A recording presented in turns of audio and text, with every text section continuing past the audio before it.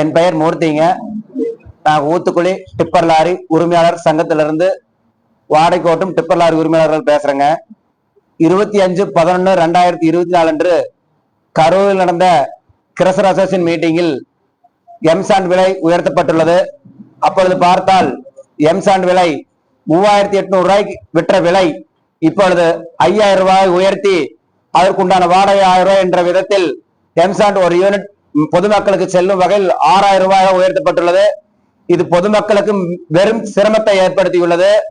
மற்றும் இதற்கு உரிய நடவடிக்கை தமிழக அரசு தலையிட்டு நடவடிக்கை எடுக்க வேண்டும். மற்றும் ஓட்டுநர்கள் லாரி உரிமையாளர் சங்கங்கள் பெரிதும் சிரமத்துக்குள்ளாகி இன்று வேலை இழக்கும் அபாயத்தில் உள்ளார்கள். விளையாட்டத்தின் காரணத்தினால் பொதுமக்கள் மிகவும் சிரமப்பட்டு கலைஞர் கனவு திட்டத்தில் கைவிடும் நிலையில் உள்ளார்கள்.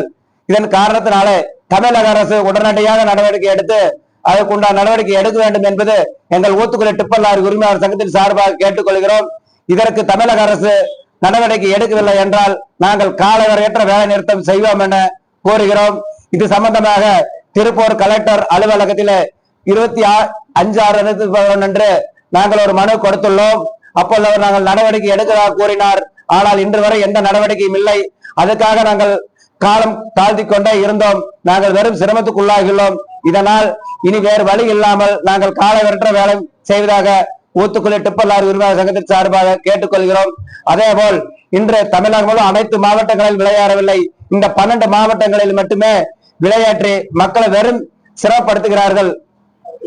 ஊத்துக்குழி டிப்பர் லாரி உரிமையாளர் சார்பாக நன்றியை தெரிவித்துக் கொள்கிறோம்.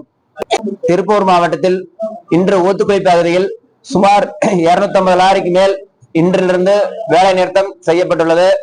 இதே போல் நாளை திருப்பூர் மாவட்டம் ஃபுல்லா கிட்டத்தட்ட பாத்தீங்கன்னா ஒரு 10,000 லாரிக்கு மேல் வேலை நிறுத்தம் ஏற்படும். இதே 12 மாவட்டத்துக்கு எடுத்தீங்கன்னா 35,000 to 40,000 லாரிகள் விலை பாதிக்கப்படும். இதனால் கட்டுமான பொருட்கள் அனைவரும் பாதிக்கப்படுவார்கள். பொதுமக்கள் பாதிக்கப்படுவார்கள். இன்ஜினியர் அசோசியேஷன் பாதிக்கப்படுவார்கள். அனைவரும் சேர்ந்து இதுக்கு ஒரு முடிவு எடுக்கும் வரை நாங்கள் காலவரற்ற வேலை நிறுத்தம் செய்ய போவதாக அறிவித்துள்ளோம்.